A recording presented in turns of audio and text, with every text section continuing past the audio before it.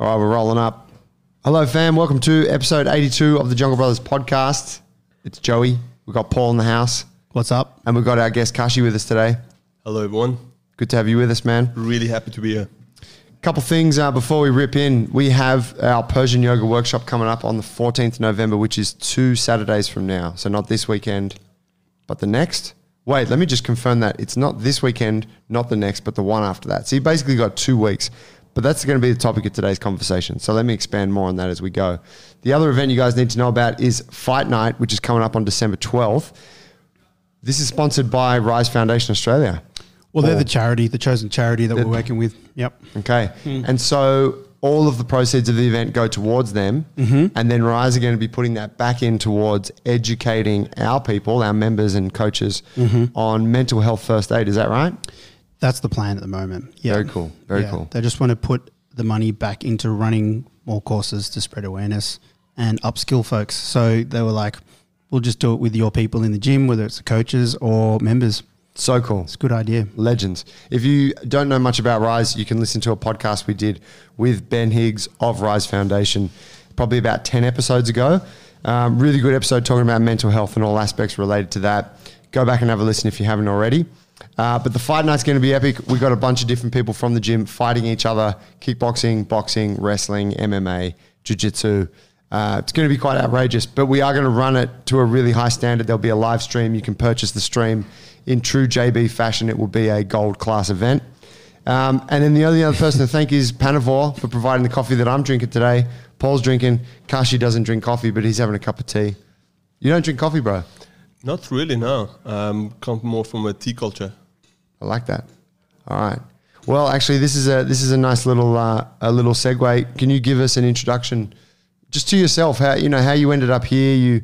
You came to us representing this art that you're passionate about. What's your background and how's this all taken place? Okay, that's a pretty big question, but why don't I start with telling you about how I found out about you? So obviously, I've been trying to promote Persian yoga here in Australia for the last 5-6 years on a full-time basis. And, I've presented it in various different places. And it's mainly been initially through your regular gym, a couple of different CrossFit locations and yoga studios.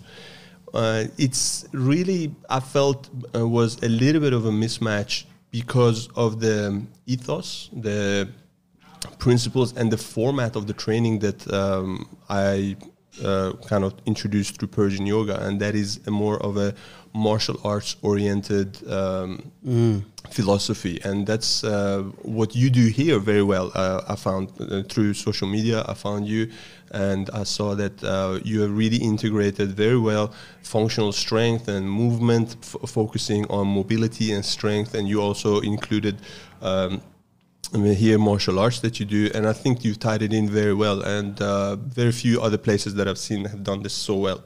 And for me, I'm trying to introduce you guys to Persian yoga and what that is all about, and the philosophy and the functional aspects of the art to you. And I hope that you see that how it really ties in that strength conditioning for specifically martial arts.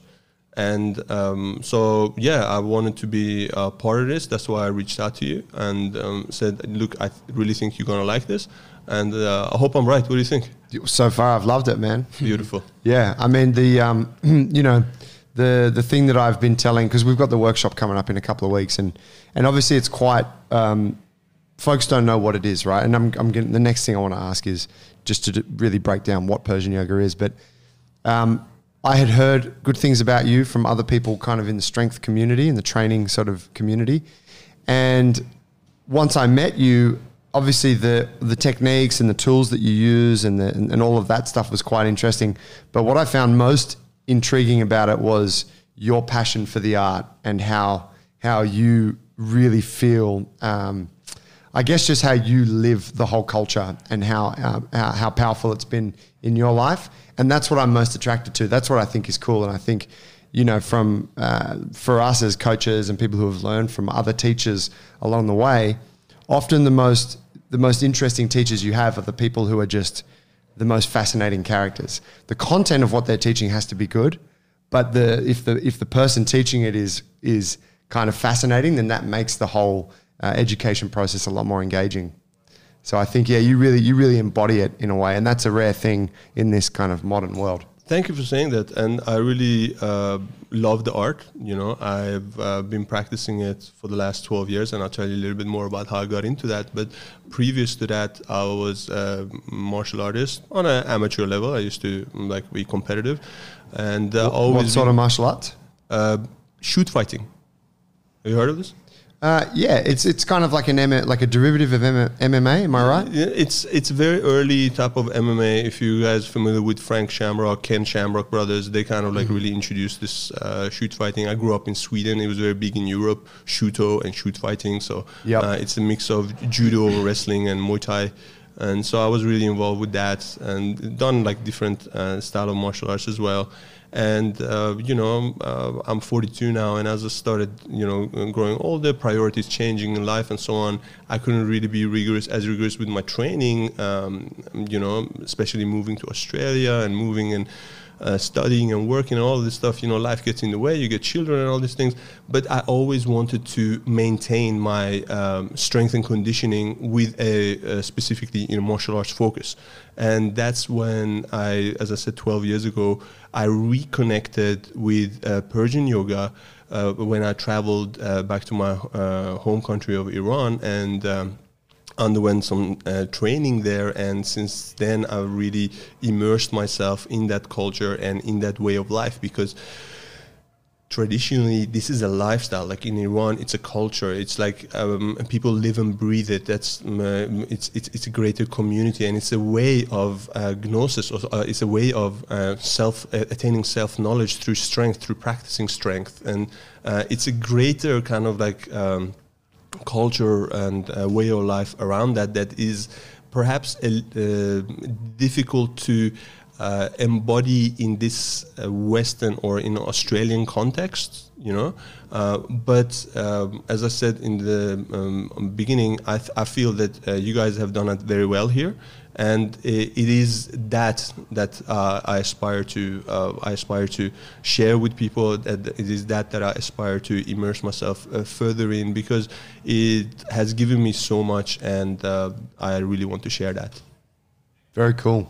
Very cool.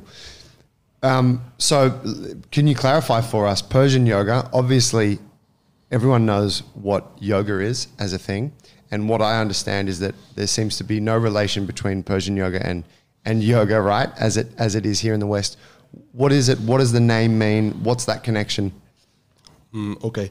To answer that question, we really need to define what does yoga mean. Yoga, the word itself is a Sanskrit term. It derives from the word yuj, which means to unify. The word unify in English derives from this word, and essentially it is it is a practice, it is a way of unification, and that this unification, this can be, of course, debated, and other people may have different perspective on this, but to me, this unification is an integration of the body and the spirit. There is these aspects of mindfulness and the mental, I guess, body, mind, spirit as they divide it, although we don't do that in our specific culture, and I can elaborate on that why, but it is the unification of these different aspects of you that make you a whole person, and it is a practice to attain that. That is, to me, what yoga means. I think the best explanation that I've heard about what yoga is the practice of meditation. Now, this practice of meditation can take various forms. In Eastern approaches, they talk about mindfulness, they talk about stillness meditation. But my master says that for it to be true, the opposite needs also to be true. So if you have an approach to meditation through stillness and mindfulness, you can also have an approach to meditation through movement and what we refer to as heartfulness, which is really at the core of the Persian yoga way, if you want to say that. Now, this is the term yoga, and you mentioned like the comparison and the contrast between, I guess, Indian yoga or Hatha yoga, which is the original yoga. I mean, I'm sure you're aware of Patanjali, who wrote the Yoga Sutras, some 250 BC something. And it is similarly around those times that we start to see in literature references to Pahlavani, which is the authentic or the original term that we use in our language to describe this practice. And I need to perhaps elaborate on what that means, because Pahlavani is the conjunction of the word Pahlavan with the suffix I at the end. So in our language, in Persian, that I is emphasizing a way of being. So it means the way of the Pahlavan. And now what does this word Pahlavan mean? It is the, I guess, combination of the English terms of a knight, a champion, and a hero. Kind of like a paladin, you know, so in essence, this means the way of the knight. And you gotta, to understand really how this came about, you gotta go back in history very, very long time ago, when the Indo-Iranians and the Indo-European people like were migrating, and they were like one people, and they start splitting up into different groups, and they migrate to different areas. The northern Indo-Iranians settle in northern India, the Iranians settle in the Iranian mainland, and that's where their cultures and their arts start to diverge and develop at a different rate and in a different way. So then you have to also look at the social context of these people. These peoples had a social structure, which most societies they have, and excuse me, the Aryans had a caste system, or they still have a caste system in their society, where it is divided between the Brahmans, the Kshatriyas, and the Vaishyas. And essentially what that means, the Brahmans were the or are the religious or the spiritual leaders of the culture and society. You got the Kshatriyas, who are the warriors or the kingly and the warrior caste. And then you have the Vaishyas, which essentially means everyone else, or farmers and merchants and all of that. So these, if you look at how their cultures and societies evolved mainly around these two main castes. Some societies are more driven by the Brahmanis, or the religious or the spiritual leaders, and they gave rise to this Hatha yoga, or this practice, this physical practice of unification of the body and spirit. Now, the warriors, the Kshatriyas, also had a practice, or also have a practice, and that practice is referred to as Pahlavani, or in India, which this practice also exists today in a different form, although very similar, they refer to it as Pahlwani. So it's very, very similar. They have different, a little bit differences and nuances between them, which are very interesting to talk about. But essentially, this art is the art of meditation of the warrior caste, or the Kshatriya caste. I hope that makes sense. Yeah, it does. So you're saying that in amongst the evolution of these different societies, the predominant, well, maybe not predominant, but there was a certain parts or certain different elements, different castes within that society had their practice, be it physical or spiritual. Exactly. And that would become a predominant thing in that culture. And so it just so evolved that in Iran, the caste system, do you say of the Kshatriyas? Kshatriyas, yeah. Kshatriyas. The warriors. So that became like quite a prominent practice, this strength practice. And yes, it has to be. And then you have to start looking at the history of that region, why it turned out that way. Because you look at the history of Middle East, there's wars happening even to this day. And that goes back very, very long time in history. So, for example, like the Persians, they have fought the world's second longest war in the history of the earth. 780 years of warfare with the Roman Empire. You know, Wow. to put that into context, what does that necessitate? It necessitates a readily access to trained men, warriors, and fighters that can, you know, generation after generation be ready to be deployed. You know, so that's just one example. And then there's been like several waves of invasions from Muslim Arabs to the Greeks. I'm sure you are very familiar with Alexander's conquest of Persian Empire. And then there's the Turks and the Mongols, and the list goes on, you know, and even to this day.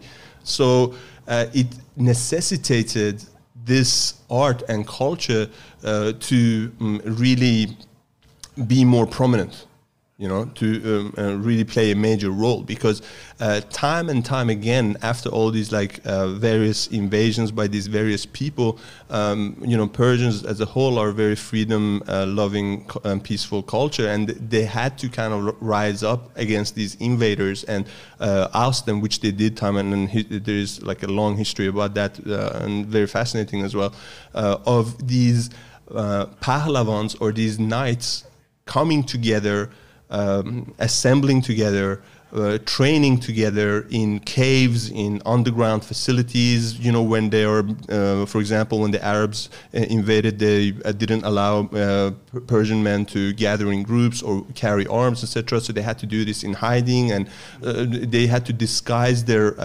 practices.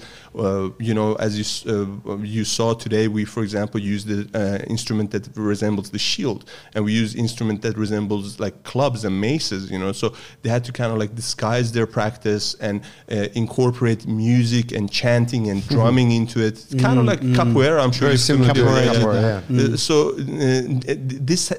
this evolution happened over thousands of years. You know, and the culmination and the end result of that is the Pahlavani culture, which, as I said, we have the earliest literal, the earliest references to it in literature is from the Bhagavad Gita and the Mahabharata, that are Indian texts that dates it back to about 250 BC.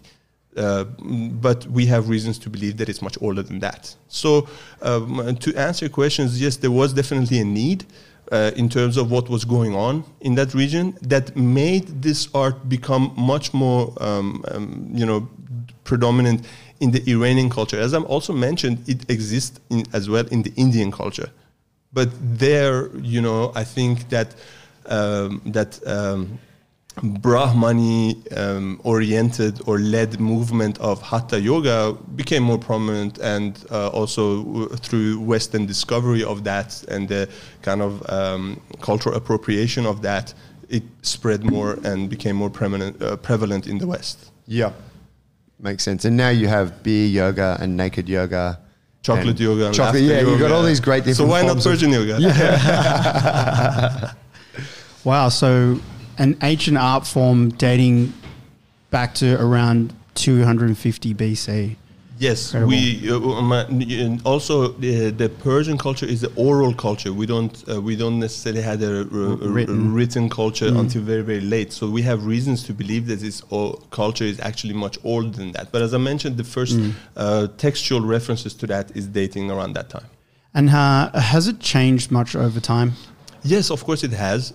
It was, for example, like it used to be practiced outdoors, but as I mentioned, because of subsequent invasions, they had to literally go underground and practice in caves. And today it's practiced in a dome-shaped structure, which is often windowless, with just one window at the top of the dome to let in some light, you know. And they practice in an octagon, in a pit, inside a pit in an octagon at the center of that temple. So it has changed. And for example, the spiritual practices around that has been flavored and nuanced throughout these thousands of years by the various kind of cultural, spiritual, and religious movements that have, developed in that region over time. Interesting. Wow, so old. It's no surprise that it has changed over all that time. It has to, because if you don't change with time, you're extinct. Like, look at the dinosaurs. Right. That's right. All the religions are now bowing to the modern way of life now.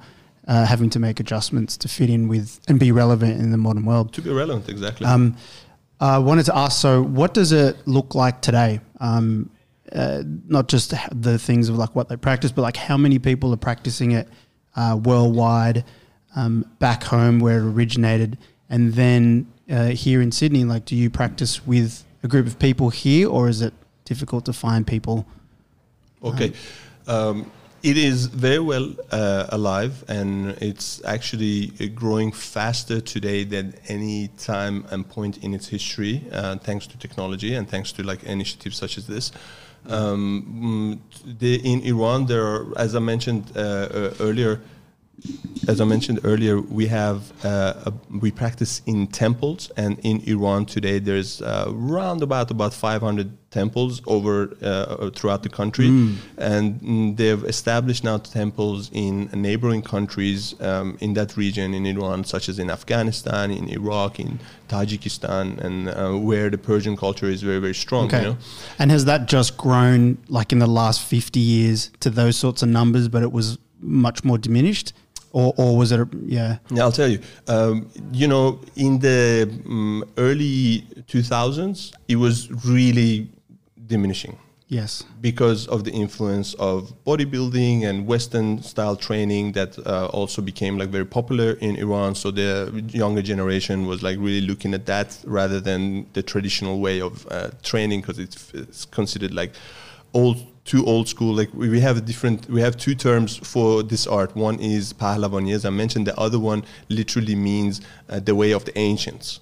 You know, so the way of the ancients weren't as popular, and you know, but that has changed through the initiatives that these guys are taking, and also the interest and the focus that people in the West are starting to show to this art, because through the endeavors of certain individuals, the art of the Indian clubs have become very, very popular in the West, and people start looking at that and they started asking questions. Okay, so where does Indian clubs come from, and how was that developed? And they come to the art of the meal or the Persian clubs, which is the third art of Persian yoga, but nevertheless a very prominent art of Persian yoga, which is the precursor and the grandfather of all type of clubs. I'm sure you know about the club bell, the steel type of clubs. There's now mace clubs as well, and different things, you know. So the Persian meal is the grandfather of all these things. So people started looking at that, and I mean, it doesn't matter where you are. People want something that is original. People want something that is authentic. People want something that they can connect with, and something that has a greater value than just the material, you know. Yeah. And this art has it all. It has all of those things. So a lot of people are paying attention to that. And in 2007, when I first went to Iran to learn this art, I and a group of other individuals, we formed the first international organization, the only international organization with its headquarters in Iran, with the mission to spread this art across the globe, in the whole world. Our vision is to make Persian yoga or Pahlavani part of the Olympic Games, and to do that, this art needs to be practiced in every continent and in minimum 55 countries. And I think last count we're at 48 countries, and I'm the development officer for the International Zukhan Sports Federation in Oceania. So my objective is to grow this art in Australia, and I have done that. I have several students that they teach. They teach in Sydney, they teach in Queensland, also in Victoria, and I teach myself more on kind of like a workshop basis, on a private basis. The reason I haven't been teaching like as many classes is I recently graduated as a chiropractor, so that was like a very full-on experience and time-consuming. So I'm kind of now again finding my feet and trying to organize myself to promote this at a more structured and intensive way. So I hope that answers your question. Yeah, it does. Do you find the people here that are being engaged in Australia, are they mainly of Persian descent, or is there lots of people taking up to it? Well, my target is not necessarily. I mean, I want to share it with everyone that is interested, but my target is not necessarily people of Iranian descent. I want to share this with as many people as possible, those who are interested and capable of doing this. I mean, you, Joey, have some experience with that, with this art, and I'm sure you can. You have felt that it's a strong practice. It's a very, very strong and rigorous practice. So it's extremely challenging. It's not for everyone, but that doesn't mean not everyone who put their mind to it cannot do it. I mean, everything is just mindset, right?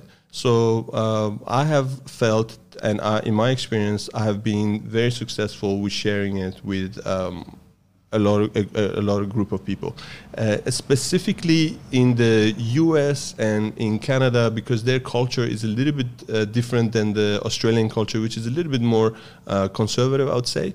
And but nevertheless, it's growing in popularity here as well, and a lot of people are looking at this at the moment. It's interesting thinking about you trying to help this art get a foothold in the Oceania region. And just thinking about how, I look at it and I like all of the richness behind it, but that richness is also, I think, what makes it hard for a lot of people to get into, because it's not like you just go do a class of it once a week and you can it's not like a spin class, right? Or it's not like an Olympic weightlifting session. Yeah. It's like this whole thing that you have to... It's an art form. It's an art form, and you have to buy into it, and you have to give it time, and you have to suck at it for I'm guessing, for quite a while, and all those things.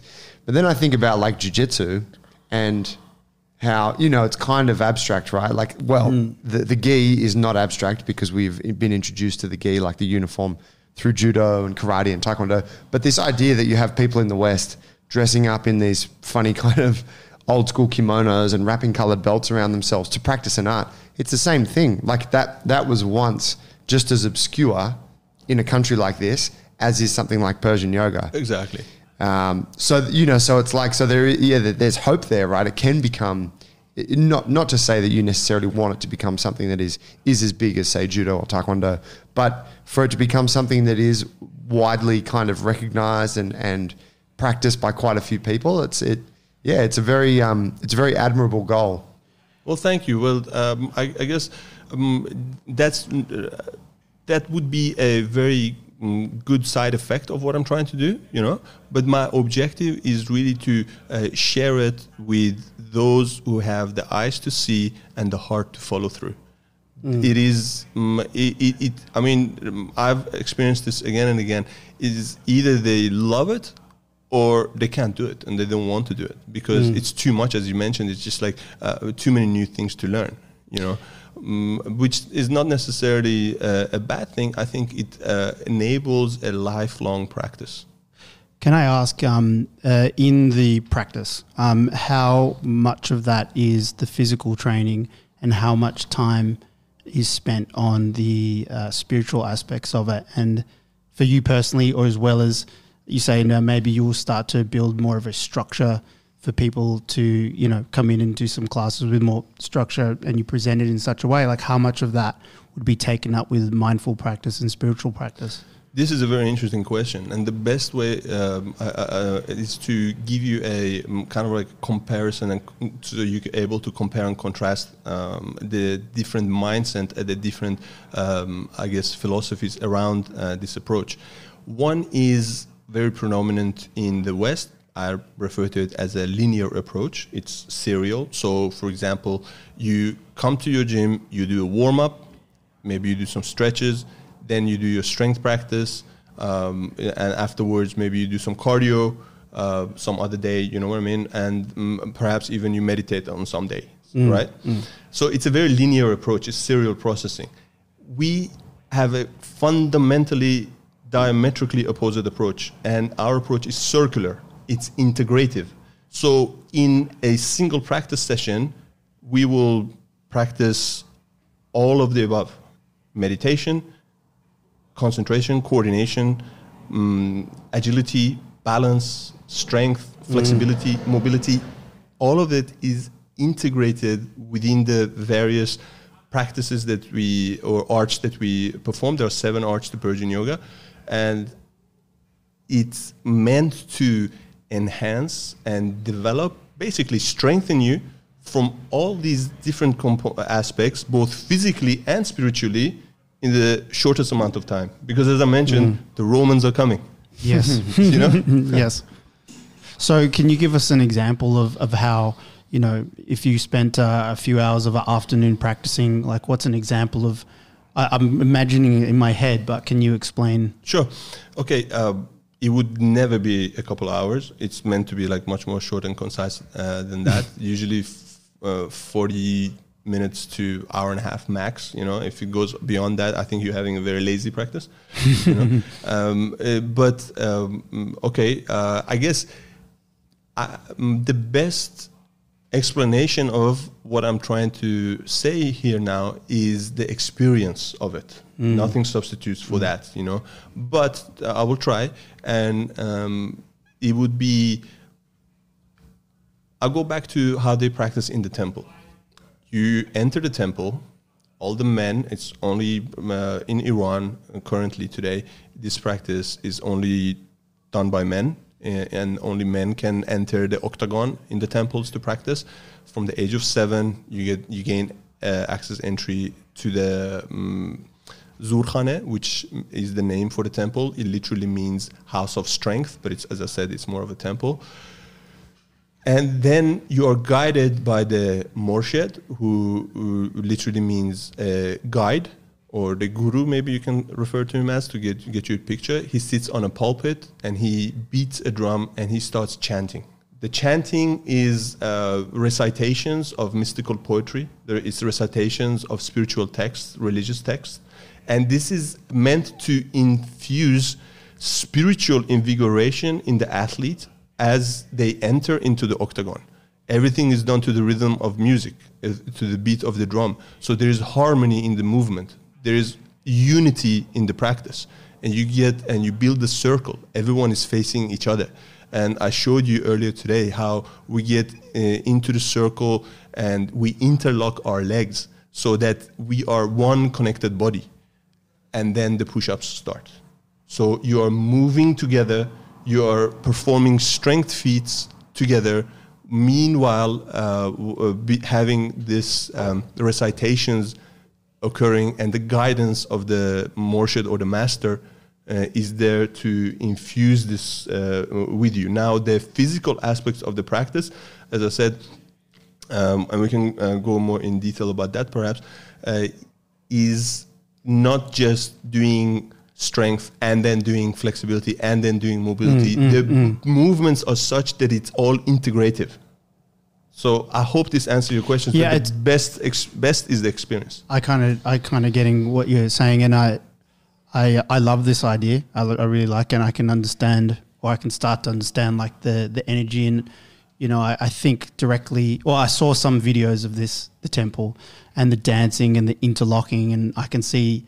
You know, I've been to events. I grew up in churches because I have a religious family. And, you know, these sorts of experiences, even at church, is something that a lot of people walking around here in Australia don't understand if they didn't grow up at church, because we sing songs. They're very emotive. We do it together. We clap. And I get a sense of that energy. It's a build-up, and it's almost palpable in the room. Exactly. And then I think about, like, training here and how we train is Western style and stuff. And it's very different. Like depending on the coach or the gym, you know, it's very routine and very regimented, and there's music going here and people doing different things, and, you know, there's people talking between sets, and that's fine too. But it's very obvious to me when you have, and then I'm thinking of the martial arts sessions where you have you've got a coach there that's more of a strict coach and doesn't like loud music, and there's, I don't know, somehow in the way that they command it, whether it's on purpose or not, there's just a seriousness about the practice, you know, and everyone's working and you can hear people breathing. And can you relate to what I'm saying, Joe? Yeah. So, you know, it's more of a sacredness. It's more of a sacredness. To the martial arts practice, which goes somewhere towards what you're saying. Yeah, and that's why I asked about how much is spiritual and stuff, because I think in the example you gave about BJJs, now it's come to the West and it's everywhere and it's changing itself. I feel like a lot of the sacredness of the dojo has been lost in many, many BJJ gyms because there's so many now. It's very accessible and there's lots of coloured belts around. So you'll go from gym to gym and different coaches won't have that respect. So they're just practicing the art, you know. And I wonder, I asked you because I thought if it goes on 10, 15 years from now, are you just going to be doing the strength stuff and the spiritual stuff is diminished? But it sounds to me that it's integrated. There's no way that could happen. I understand what you're saying, and it was a great example that you gave in regards to that church experience, because it is a worship. You are worshiping, and our worship is worship of strength, you know, and that's so cool. Yeah, it's a physical and spiritual worship of strength, and you're imbibing this strength, because in our philosophy, as I said, we don't really differentiate between the body and the mind. We see it as the body and the spirit. So the body, we see it as an expression of the spirit, and the spirit is the culmination of that body. So we say the body is gross spirit and spirit is subtle body, and you have to strengthen both, otherwise you're unbalanced, you know. So that is our approach to it. And as I mentioned, the example that I gave you, it was in regards to the temples, how this is originally practiced as a ritual ceremony. But in a Western context, and I have done this on purpose, because understanding the culture, I mean, I grew up in the West from the age of 8. I grew up in Sweden, and 20 years ago I moved to Australia. So I understand the Western culture. It's like, in a way, you know, you have to give them the abridged version. You know, you have to give them an abstract kind of. So, and I have focused it more on the physical aspects of the practice, and that's how I really promote it. If you go to PersianYoga.com or like look me up on social media, you will see that I'm more highlighting those physical practices and arts. But having said that, as I said, it would be lopsided and one-sided if that spiritual essence of it didn't come through. And it does, because it's embedded and integrated in the practice. And as I said earlier, those who really connect with this art want to go to the root of it. They want to explore it. And it gives a wonderful opportunity of a lifelong practice. And that's one of the reasons that I love it so much.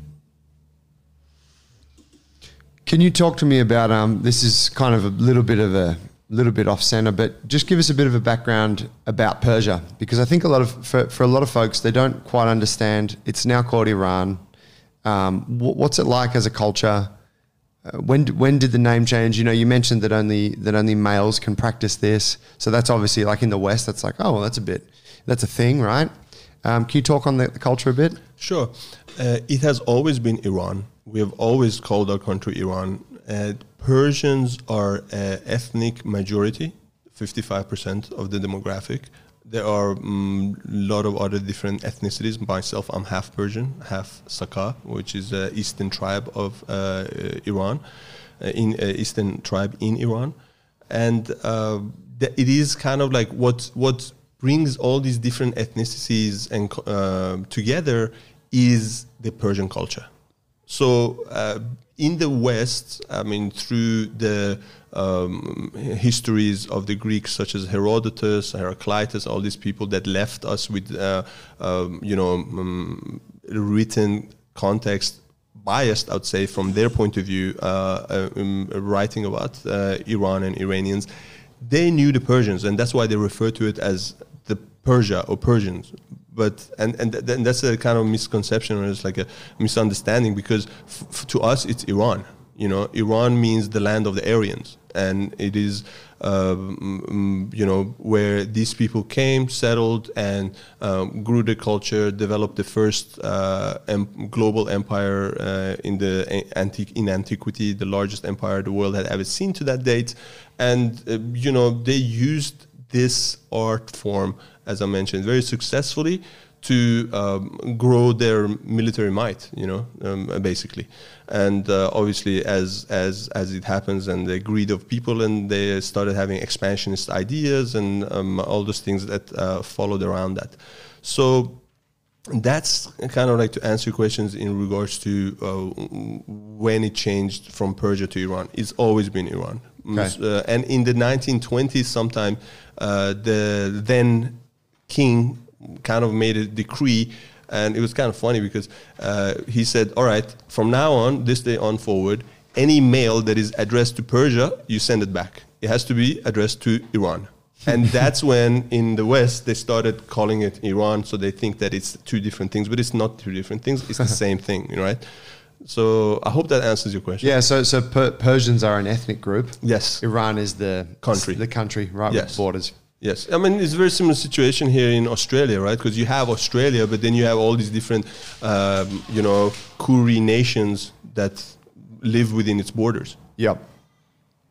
What's the predominant religion in Iran? Today, it's Shia Islam, but that has not always been the case. And Persian yoga,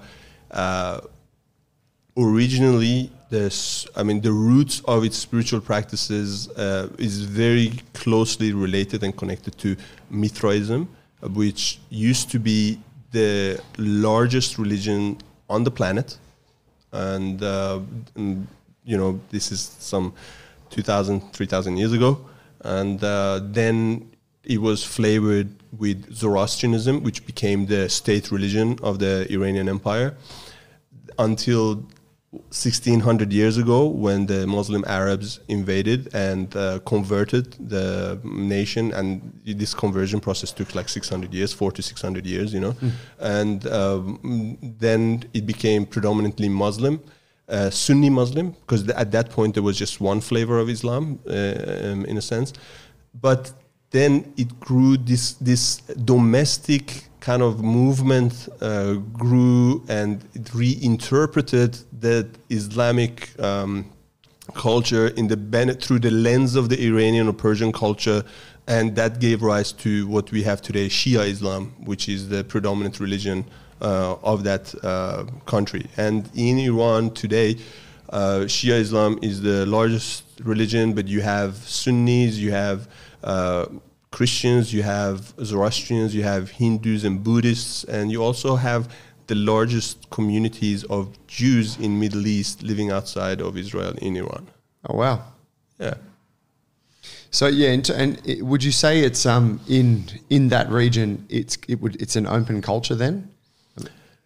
Coming from a part of the world where traditionally there's been a lot of conflict. Yeah, I understand. And now we're kind of like moving towards, I guess, geopolitics and religion, which is, I have my own opinion, and but that may necessarily not reflect like what's actually is going on. So take this with a grain of salt. But the Persian culture is what has kept these people up until this day relevant and strong and united. And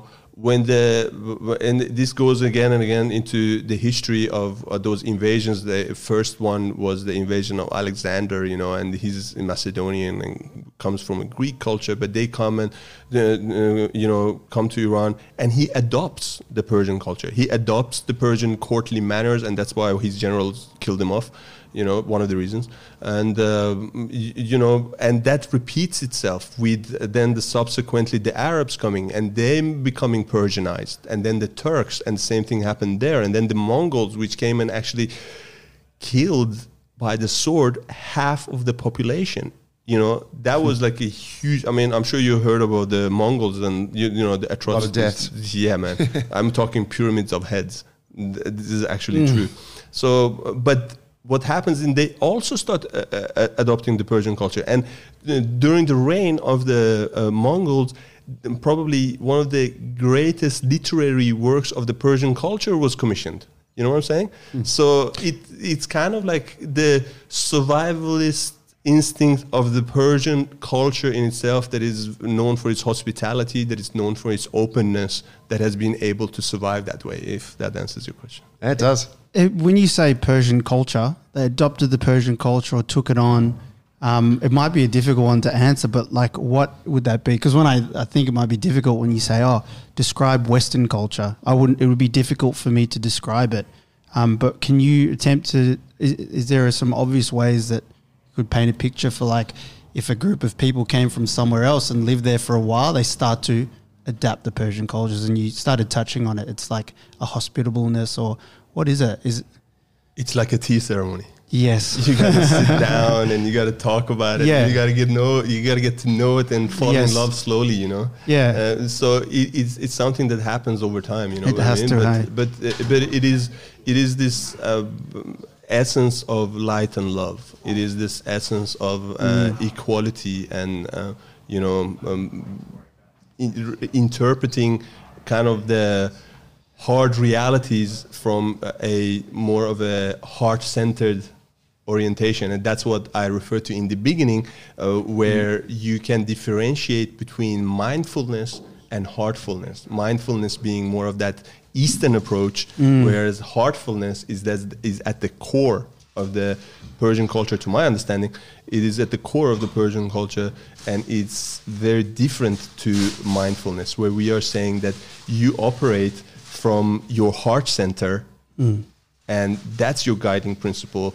Forget about the mind, because it's a chatterbug, it's a chatter monkey, just like going, and you're trying to steal that. Good luck with that. I mean, there are practices with that. We simply bypass that. Right. And we go straight into the heart. So you operate from the center of the heart. That, I guess, should kind of give you an idea of what that Persian culture is about. How cool. Man, all right, so talk to us about you've discussed a couple of the different implements that are used, and you've mentioned to me outside of the show that they all have the tools that are used in the practice have a relevance to battle. Can you talk us through that? Sure. So there are 7 arts to Pahlavani or Persian yoga, and each art symbolically represents a stage of battle. And I'm talking about the ancient style of battle in antiquity. And so we need to kind of like flesh that out a little bit, and I will make some references and give some examples to kind of highlight why we use these implements and tools. And the sequence and order of it is very important. As I mentioned to you, in the temples, what we're really doing is a ritual ceremony, and this ritual ceremony is that of an ancient combat situation, which is as close as you can get to an actual full combat without it being full contact. Yeah. So it's we have to understand on the onset that Persian yoga or Pahlavani is a martial arts strength conditioning system. It's not a martial art. It's a martial arts strength conditioning system that is today also used by our national wrestling team. And if you know about the Iranian wrestlers, you know that they're very, very successful on the global scene and the Olympics and all of that stuff. But to go back now to, that ancient style battle, what happens is that you have 2 armies and, they approach each other. The first thing they do is, you've seen this in movies, it's shield formation, So they line up 2 armies against battle, shield in hand, getting ready. The shield is the first art of Persian yoga. So that symbolically represents that first stage of battle. And you experienced the shield today, and you kind of like understood that it is about coordination, precision, strength, and movement. And that's kind of like what the functional aspect of the shield.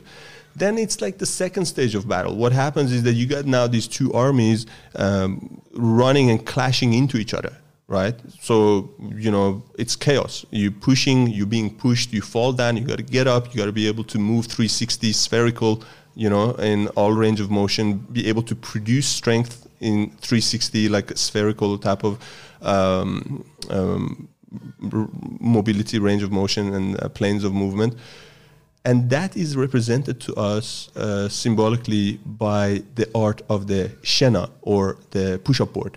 So we will do dynamic asanas or postures on the shena at the same time as we're doing strength exercises. So we're doing push-ups, and then we're doing various different dynamic postures. Because if you relate it to martial art, static flexibility, in my point of view, doesn't really, or maybe I should reframe and say it like this: dynamic flexibility serves you better than static flexibility, because martial art is about movement. It's about that martial art environment is the battleground. So you need to be quick and be able to produce strength and mobility and flexibility in the motion, not holding something statically.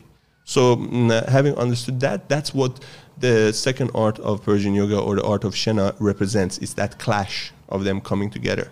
And if people have seen that, it's literally like a strip of timber with a couple of feet. You place your hands on it, and then you have, I mean, it looks like, there's a couple of things you can do with that. Once you start moving on it, there's like hundreds of different things that, hundreds of different movements that happen with that simple piece of equipment. Yeah, exactly. And this, what you said, is, I guess, representative of the art in its whole. It's very simple. It's meant to be simple, because you're taking farmers and you're going to train them to become warriors.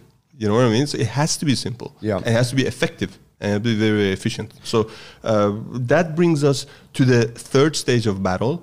And that is when, the weapons comes out and they're bashing each other with hammers, swords, lances, maces, axes, or whatever it is. And that is represented through the art of the meal or the Persian club. So that's what we do. And again, there's a lot of different things that we do with that. And just to kind of tie it back to the realness of it, it represents a handheld weapon, and there's various different ranges and exercises that we do with it. It develops hand-eye coordination, strength, stamina, mobility, and what I was going to say is that is all required when you're using like a handheld weapon in combat. I have read that in ancient style combat, they used to swing their arms 3,000 to 4,000 times. So you need that stamina in a battle. Yeah. So that's what we represented with swinging the mace or swinging the club for like good 10 to 15 minutes, and again, you start at the low weight, and that low weight is considered to be 6 kilogram pair of clubs. We measure them in pairs, so that's 3 kilograms each club. And again, that goes back to that combat situation, that you had to be able to manipulate a sword or a mace that was between 1 to 2 kilos. So to begin as a beginner, you have to start at 3 kilos, which is 1 kilo heavier, to condition yourself. And then when they give you a weapon, that should feel lighter for you, And if you cannot handle a 6 kilo pair of clubs, I'm sorry, you're not ready. You become a liability rather than an asset. So it's kind of like as a gauge, It's like be able to like a gateway. Tell the boys from the men, Then you come to the fourth art of Persian yoga, which we, I guess we call it pazadan. It literally means kicking and stomping. It's footwork. It's footwork in a high-intensity interval training format. This is for cardio aerobic conditioning, agility, balance, and that sort of stuff. The art is very beautiful. It has a lot of folk dance type of aspects to it, and it culminates in whirling. And I'll just briefly explain this term if you're not familiar with it. This is when you spin. You spin around, and perhaps you or your audience are familiar with the whirling dervishes, who were founded, their order, the order of Sufis, Mevlevi Sufis, was founded by Rumi. Do you have heard of this guy? Rumi, yeah. Rumi, yeah. I've seen his quotes on Instagram. Yeah, he's very popular there. He's very popular. Awesome. But yeah, some awesome like writings. Yeah. So he was Persian. Okay, like a Sufist poet. Yeah, mystical poet. And we use a lot of his poetry in our recitations. And he really established this form of meditation, formalized it as this form of meditation where they are whirling and they're spinning around themselves to music. And we do that. They have one form of whirling. We have actually three. So chicken and egg, what came first? I don't know. That's not what it's about. But I'm trying to give you an example of that dynamic movement meditation in practice, right? And this symbolically represents the stage of the battle when, after the main battle, you're either chasing or you're being chased. So you need to have that cardiovascular ability, right? Yeah. And usually what happens is that, let's say you're chasing your enemy, they will run to their barracks or castles or fortresses or whatever. And again, this is a scene that you have seen so many times in various movies when these guys are trying to break in, and then those guys on top of the walls chucking stuff on them from the top, you know. This brings us to the fifth art of Persian yoga, which is the art of the Kabbalah. I will bring this with me for the workshop here on the 14th.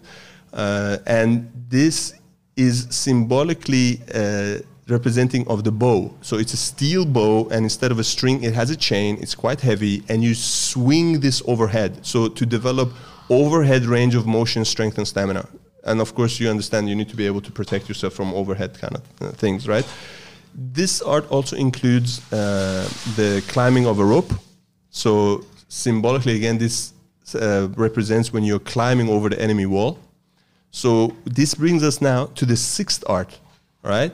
You've climbed over the enemy wall, and now you're going to wrestle them one by one. So the sixth art of Persian yoga is Pahlavani wrestling, which is the precursor to catch wrestling and freestyle wrestling. So this is the original type of wrestling. I mean, there's many different wrestling styles. There's many different folk wrestling, but the Olympic styles of wrestling today is freestyle wrestling, which, as I mentioned, has its origins in Pahlavani wrestling. And then you have Greco-Roman wrestling, which you can know from the name where it comes from, right?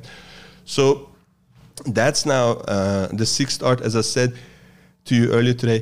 All of this is a preparation for the wrestling. It's a warm-up for the wrestling. It's a warm-up for the wrestlers. Our national team, they will practice a couple of times, 2 to 3 times a week, Persian yoga. The rest of the time, on the mat, wrestling technique. You know? Yeah. And, of course, that brings us to the end of the battle. You know, either you won or you lost. Yeah.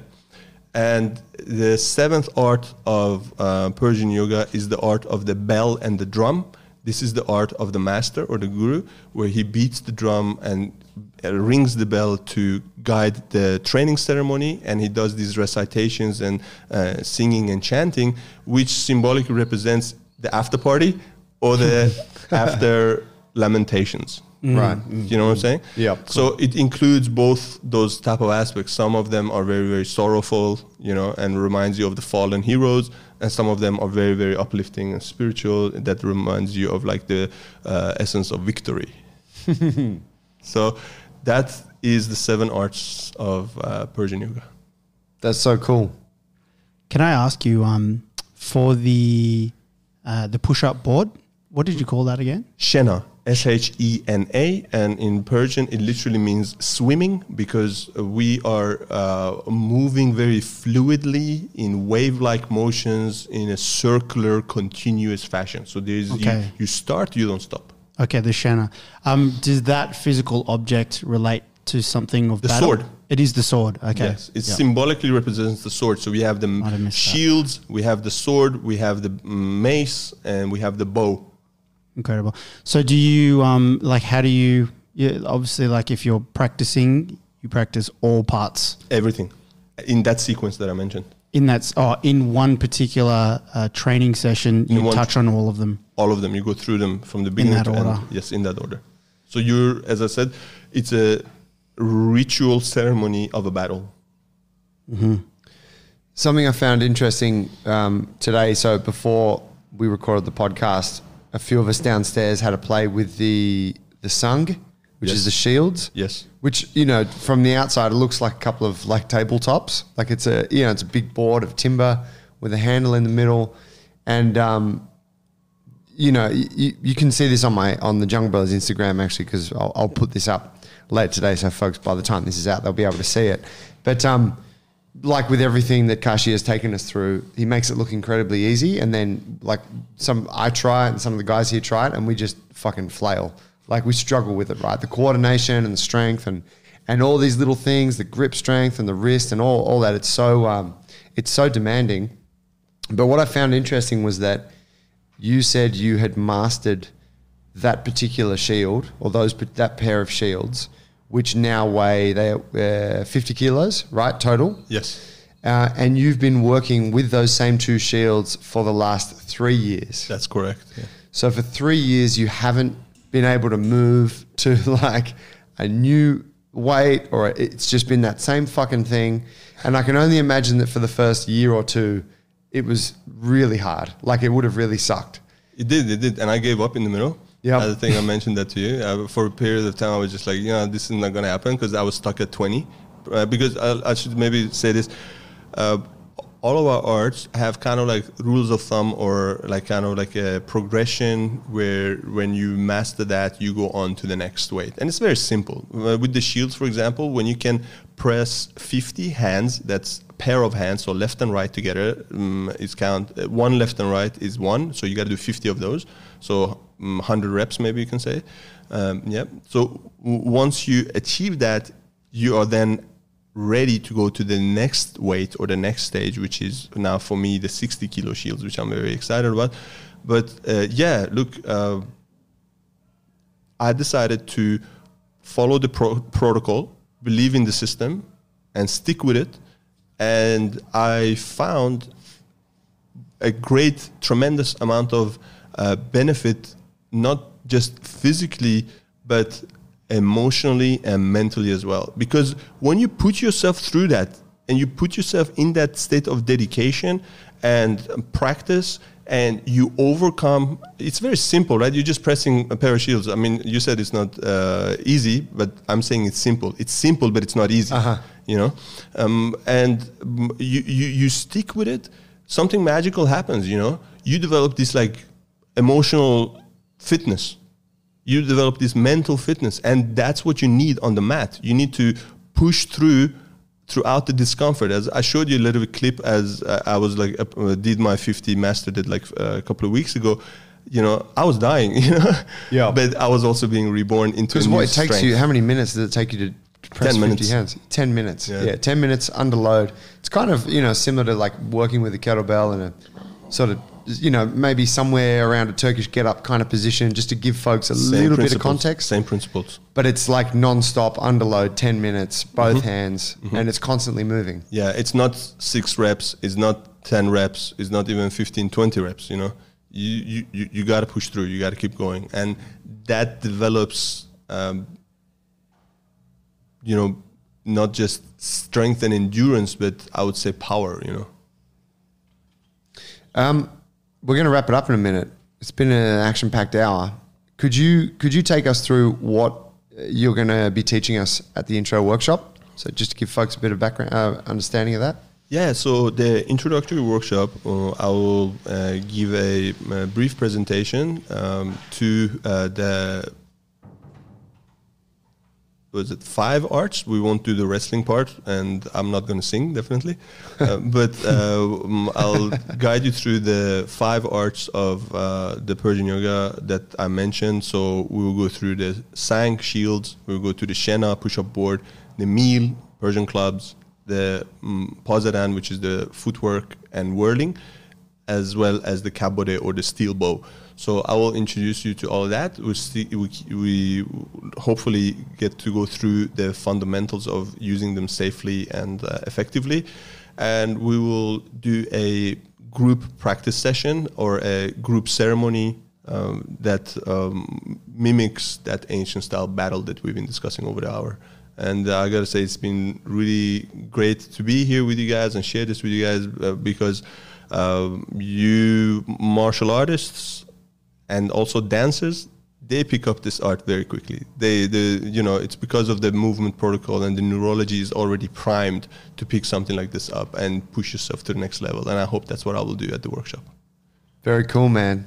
Thank you so much. I'm really looking forward to that. And I appreciate you reaching out to us and, bringing your implements in, carrying this heavy stuff from the car, spending the time to explain it and give us a taste of what it's all about. And thank you for being open and receptive to this. Thank you so much. Thank you for your time. Thank you. I really enjoyed the chat. Wonderful. Looking forward to the workshop. Be tireless, guys. All right. Thanks for listening, guys. That was Kashi from Persian Yoga. Oh, Kashi, before you go, can you tell just where people can contact you, your website, Instagram? Persian Yoga. Just Google Persian Yoga, @Persian Yoga, and you want to reach me directly, it's kashi@persianyoga.com. Very cool. Very cool. Get in touch, guys. Check it out. The intro workshop's going to be suited for all levels. So if you're intrigued by that little taste of the culture there, definitely come and do it. You can find the link on our social media, or you can just go directly to Kashi's website or his Instagram. If you like the episode, why don't you tell someone about it? Help support the show. Take a screenshot, post about it, tag us. Your support helps us to keep doing the shows and to bring awesome guests like Kashi into the place. Thanks for listening. Thanks to Panavore. We'll see you guys next week. Peace. Thank you.